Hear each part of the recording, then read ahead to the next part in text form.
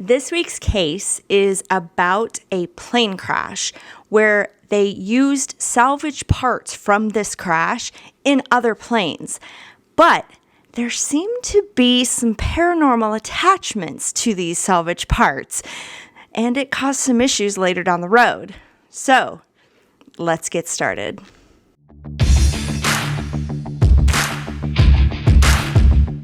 Hello everyone, my name is Brandy and it is time for another true crime case mystery or another type of story with one or more of my fabulous felines.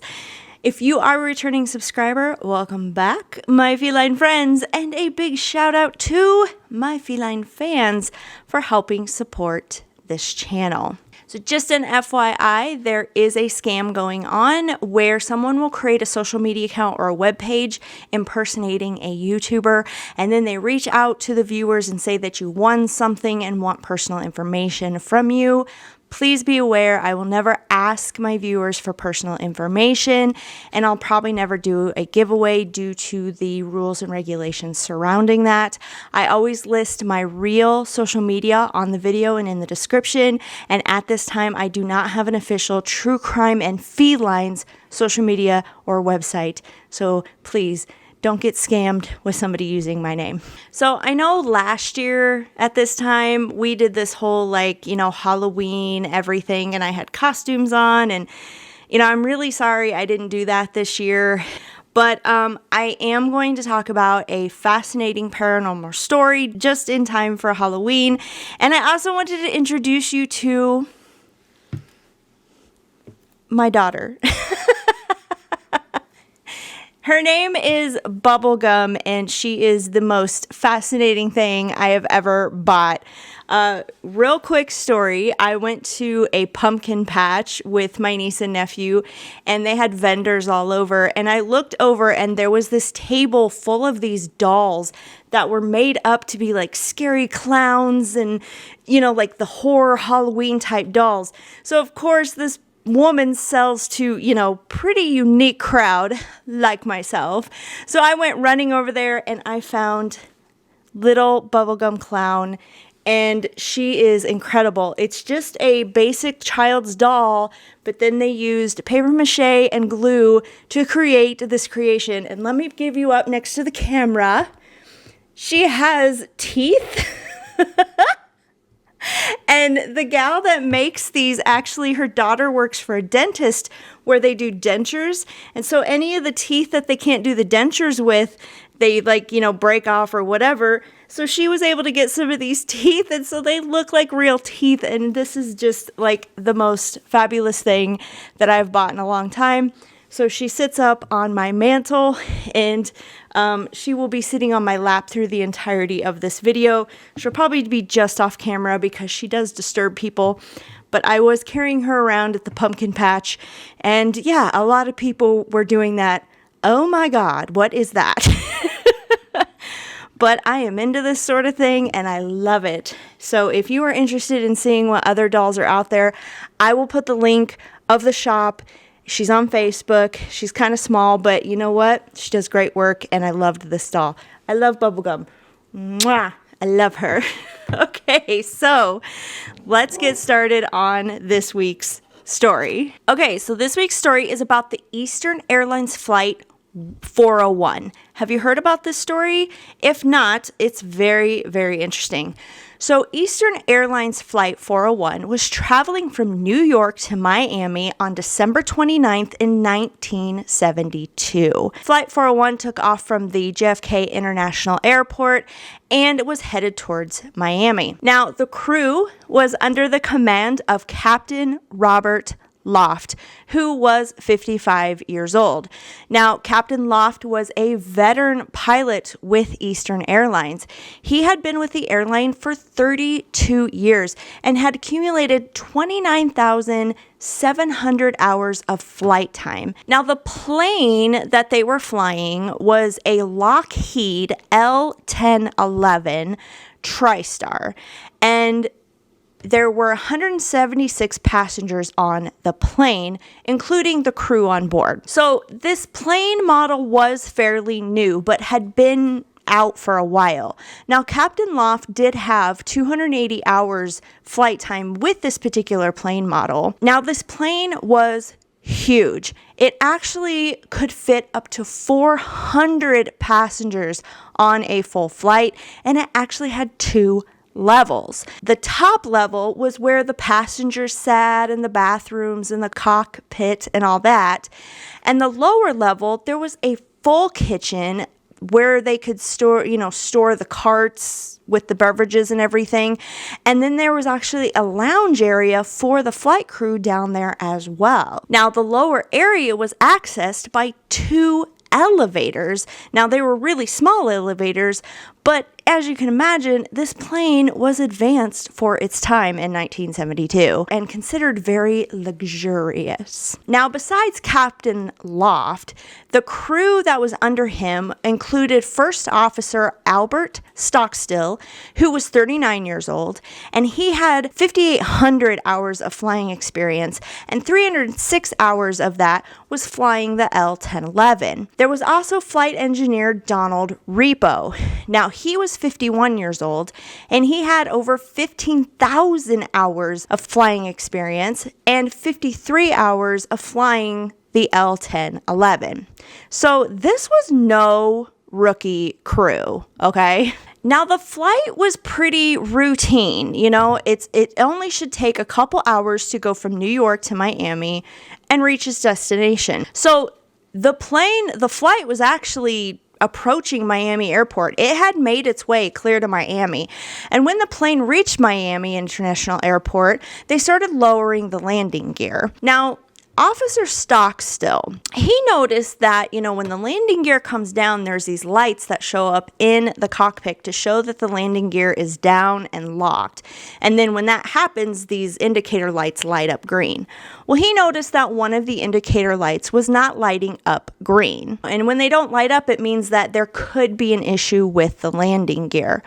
So the crew cycled the landing gear where they, put the landing gear back up and then put it back down and to try to get the light to turn on. But again, the light would not turn on. So you don't want to take a chance by, trying to land with faulty gear. So Captain Loft radioed to the Miami Airport Tower and told them their situation. They asked to go into a holding pattern until they could kind of fix the issue or determined if it's maybe the landing gear's fine, but there's something else is amiss. So the tower agreed, and Flight 401 climbed to an altitude of 2,000 feet, and they were just kind of circling right off the airport. So if the airport's right here, they're kind of circling over here, so they're out of the way of other air traffic. So once the plane reached that 2,000 feet altitude, Captain Loft told First Officer Stockstill to go ahead and turn on the autopilot so they could both kind of look at this light and see what was going on. So the crew started removing the light assembly to see if maybe there was like a wire issue or something. And so while they were doing that, Captain Loft, actually, he was sitting in his, seat. Flight Engineer Repo was actually sitting behind him. So Captain Loft had turned around like this, and he said, "Hey, Engineer Repo, could you go visually check if the landing gear is down and locked in place?" And that meant that Engineer Repo would actually, there's like this little door that opens and you go underneath the flight deck, and then you can look out through this like porthole window at the bottom of the plane to get a visual of the landing gear to see if it's actually okay and in place. Engineer Repo went down below the flight deck to do that. Captain Loft and Officer Stockstill were kind of taking apart the light assembly dashboard. Now, for 80 seconds, the plane maintained at 2,000 feet altitude, and then it suddenly dropped 100 feet, according to the logs on the plane. The plane then maintained at 1,900 feet for 2 more minutes. Then it began to descend very, very, very, very gradually.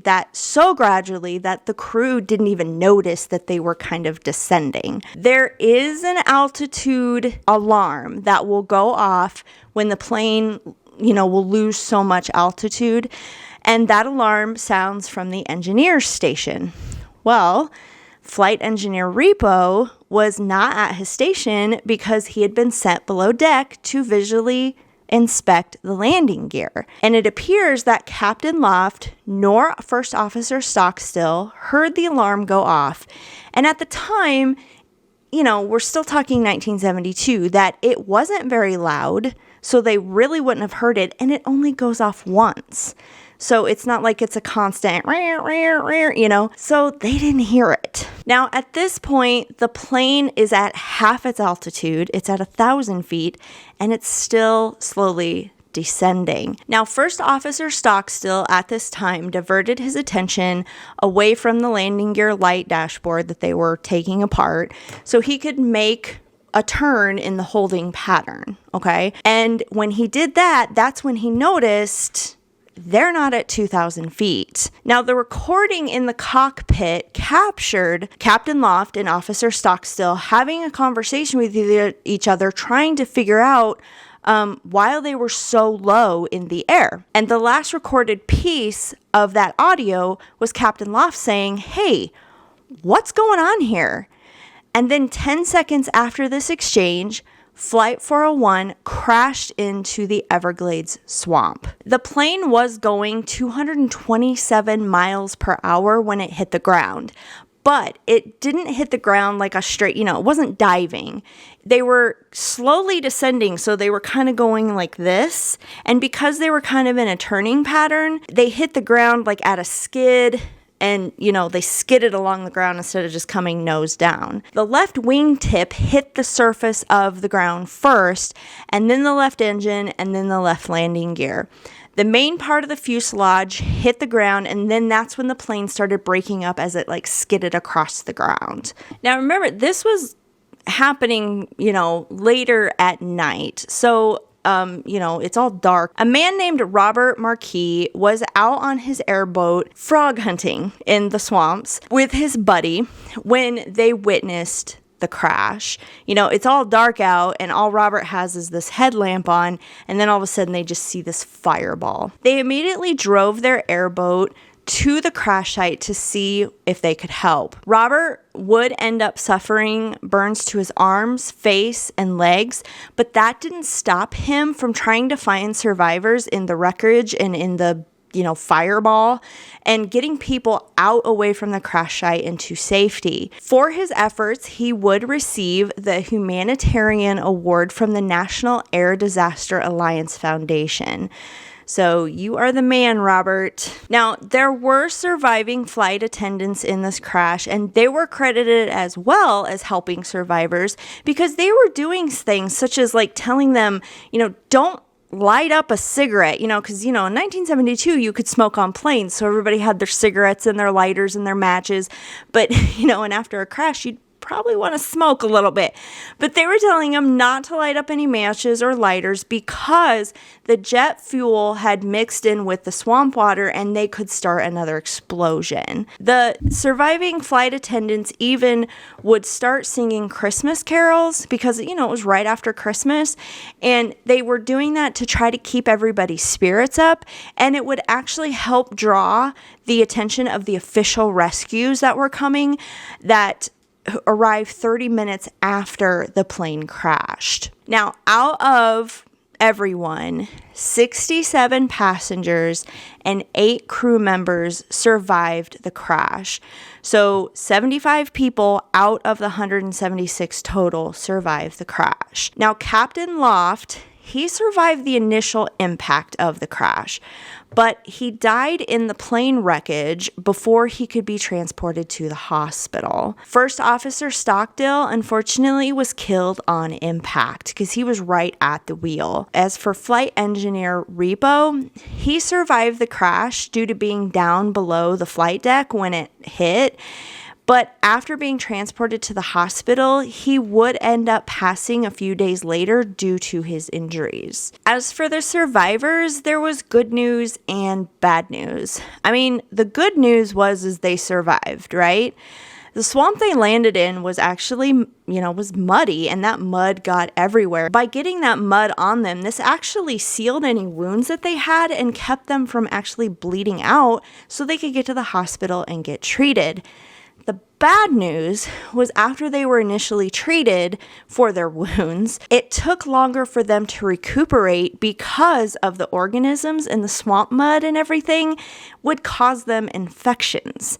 So you just get over a crash and then you got to deal with infections. But everybody made it out of the infections okay. The most common injuries of the survivors were fractures of ribs, spines, pelvises, and arms and legs. And of course, some had burns as well. Now, a few days later, of course, an investigation would be started on the cause of the crash.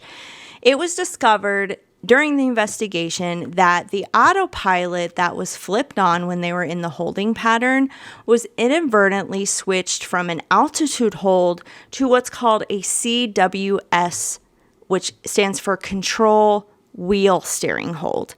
Now, in this CWS mode, once the pilot releases pressure on the control wheel, that controls the plane, the autopilot will maintain the pitch altitude of the aircraft until the wheel is moved again. So if you are in a straight altitude pattern and you don't touch the wheel, it'll stay at that level. But if you touch the wheel and made it kind of go like this, it'll stay at this level until you touch the wheel again. Now, investigators believe that the autopilot switched modes when Captain Loft accidentally leaned against the control wheel with his leg when he turned around to tell Flight Engineer Repo to go beneath the flight deck and check the landing gear. That slight forward pressure of the control wheel would have caused the aircraft to go from here to here and start going down. Now, they weren't able to tell that they were in a descent due to it being so gradual, because you're going to know if you go woo, but it was so gradual that they didn't feel it, but also because the flight was at night, so it's pitch black. There's no moon that night, and they were kind of off to the side of the airport, so they had no way of visually telling they were in a descent either. So in the end, the crash was reported to be the failure of the flight crew to monitor the flight instruments during the final 4 minutes of Flight 401 and to detect an unexpected descent soon enough to prevent impact with the ground. Preoccupation with the malfunction of the landing gear light distracted the crew's attention from the instruments and allowed the descent to go unnoticed until it was too late. And what about that faulty landing gear light that started this whole thing? It was simply just a burned out light bulb. The landing gear itself was fine. So, once the crash was cleaned up and the investigation was completed, any parts that they could salvage from the crash of Flight 101 was actually used for other L-1011 plane models.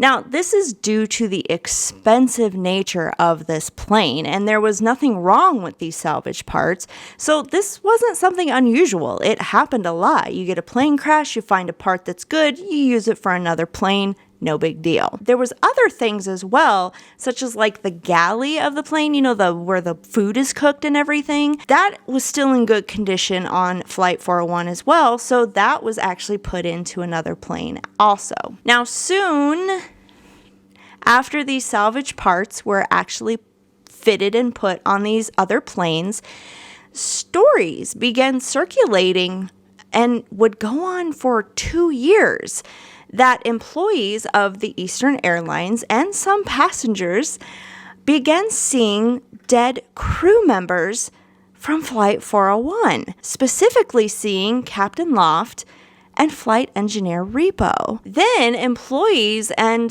higher ups began putting together that these sightings were only happening on other L-1011 planes that had been fitted with these salvage parts from Flight 401. Coincidence? Now, these stories and sightings also, they weren't like, oh, I saw this see-through ghostly apparition. These sightings were explained to as seeing and interacting with a real person. They had no idea it was, a ghost or whatever. Then, after they interacted or spoke to this ghost, a lot of times it would just dissipate and disappear right in front of their eyes. Can you imagine, has this ever happened to any of you? Now, many of these sightings came from people in highly responsible positions, such as like pilots, flight officers, and it even happened to the vice president of Eastern Airlines. So we're not just talking about, passenger stories. We're talking about influential people here that are telling these stories. So the story about the vice president was on a plane and speaking to the captain of the plane, who he assumed was in charge of the flight. The vice president had gotten on before everybody else, because he had clout. And so the vice president actually finished talking to the captain, went to go to his seat, and when he turned back to say something else to the captain, there was nobody there. The guy was gone.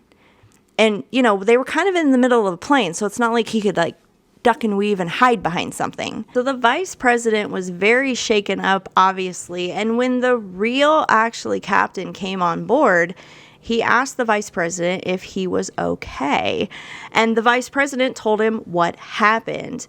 Later, the vice president had pointed out a picture, because they had all the pictures of the pilots, up in their Airlines office and everything. He pointed to the picture and said, "That's who I was talking to." And he actually pointed to the picture of Captain Loft from Flight 401. In another flight, a captain and 2 flight attendants were preparing the plane for takeoff, and they claim that they had this guy just kind of appeared in an Eastern Airlines uniform, and they didn't think much of it, but they didn't have it down that there was supposed to be another, crew member on board. They said that they talked and interacted with this man, and then all of a sudden the man vanished in front of their eyes. This left them so shaken up that they actually ended up canceling the entire flight, and later they would point to Engineer Repo as the man they were talking to. On another flight of an L-1011 plane, a flight attendant saw a man sitting in an empty seat with an Eastern Airlines uniform on. Now, this was not unusual because, if pilots were needed in other airports, they would just hop on a plane that had empty seats so they could get to that airport to go do their job. So the flight attendant approached the man in the Eastern Airlines uniform and said, "Hey, are you here trying to catch a flight to whatever airport they were going to?" The man did not respond, and so she asked him again if he was, "Are you catching a lift to another airport?" Another flight attendant had noticed this interaction and came walking over to help. And they actually asked, "Are you okay?" They kept asking this man, "Are you okay?" And he would not respond. He just kept staring straight ahead. At this point, the other passengers around this man were paying attention to this interaction because, it was unusual. So they started turning in their seats to watch what was happening. The flight attendant once again asked if the man was okay, and in front of these 2 flight attendants and several passengers around the area, the man just dissipated and disappeared into thin air. This left the passengers pretty hysterical, if you can imagine, and took time for the flight attendants to calm them down. Upon landing, the plane was thoroughly searched, but the man was never found. Later, the passengers and the 2 flight attendants were shown photos, and they all pointed to Captain Loft as the man sitting in that seat that disappeared. A similar incident happened on another flight where a passenger who had been quiet the entire flight just started screaming, and she just kept pointing to the seat next to her and screaming. When the flight attendants came to her aid, she stated that in the empty seat next to her, a man just appeared. And when she noticed him and started screaming, he then just disappeared. Now, this passenger was so upset that upon landing at their destination, she actually had to be restrained in a straitjacket because she couldn't calm down. Now, we don't know who she saw. It was assumed it was Captain Loft because he's the one that kept appearing in these seats and disappearing.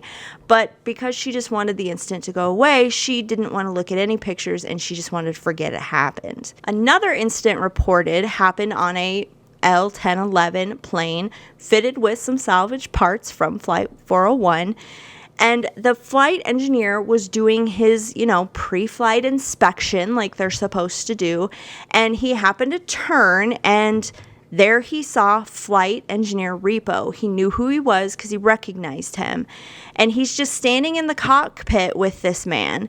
And Repo said to the other engineer, "You don't need to worry about the pre-flight. I've already done it."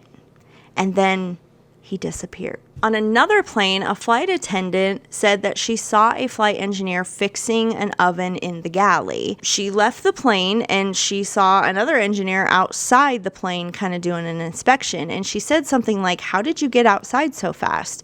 And the flight engineer was like, "What are you talking about? I haven't gotten in the plane yet." She goes, "I just saw you fixing the oven." And he was like, "No, I haven't got to the oven yet. It's on my list." And he goes, "I haven't gone inside the plane yet." So she goes, "There is another man in there and he was fixing the oven." And so they went into the plane, they thoroughly searched it, and they never found a man. And nobody ever saw a man come out of the plane either.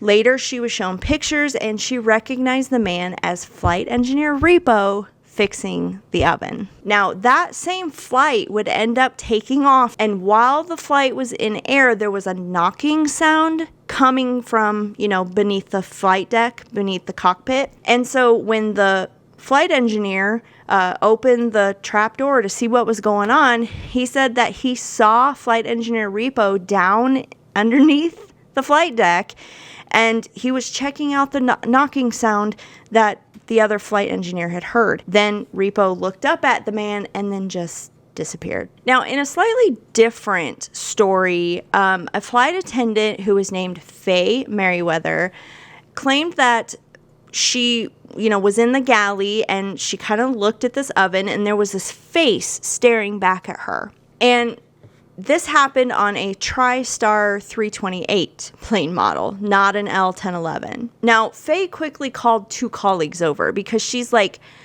"Come quick, I think I'm crazy, but I swear there's this face staring out at me from this oven."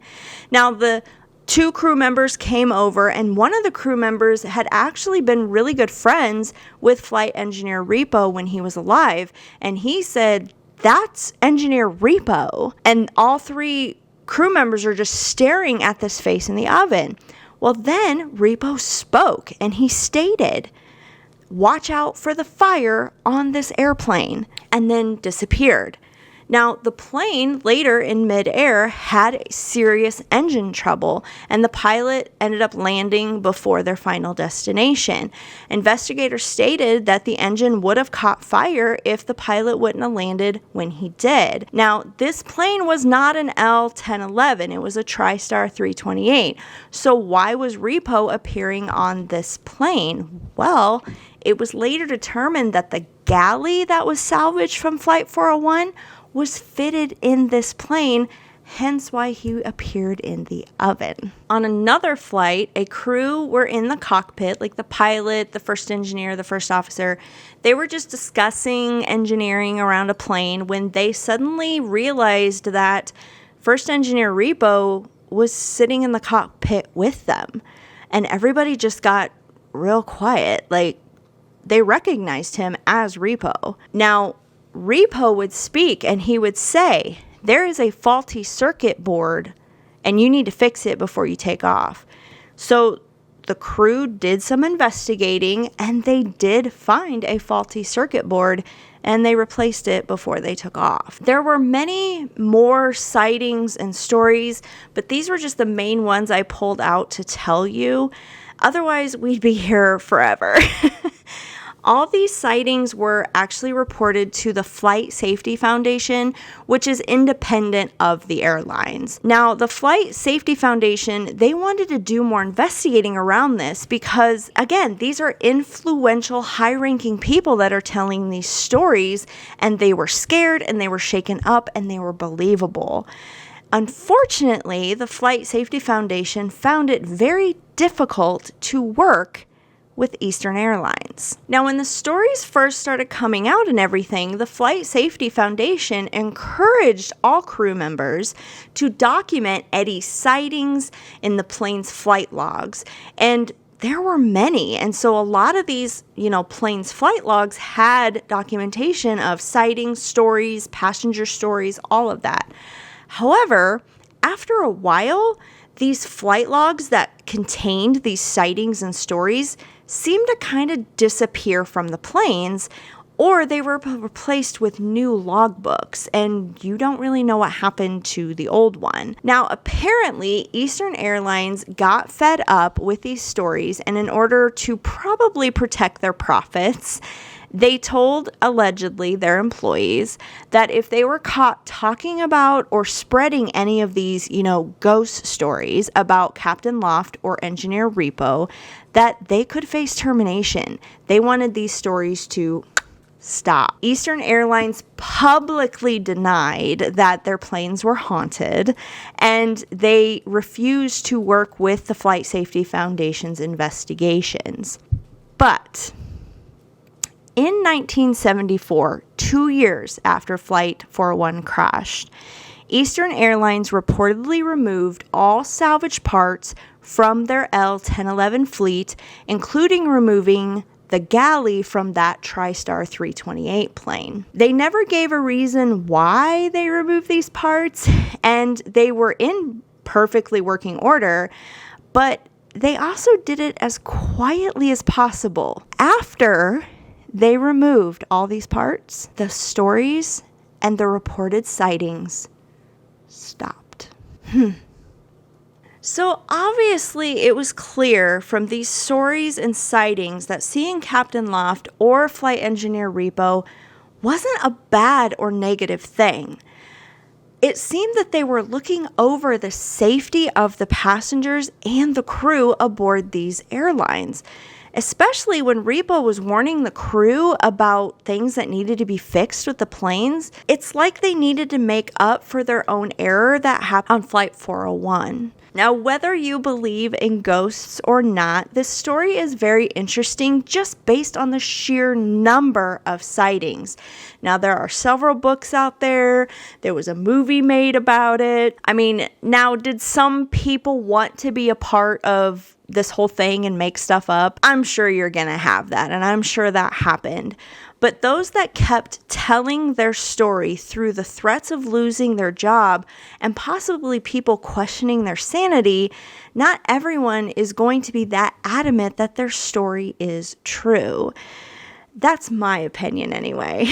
So what do you think about Flight 401 and the paranormal aftermath? Do you think there was a logical explanation for this, or was Captain Loft and Flight Engineer Repo trying to undo their mistake on Flight 401 and make sure no more lives were lost? Please let me know in the comments down below what you think. I hope everyone has a great Halloween. Thank you for tuning in. And me and Bubblegum Clown will see you in the next video. Bye, guys!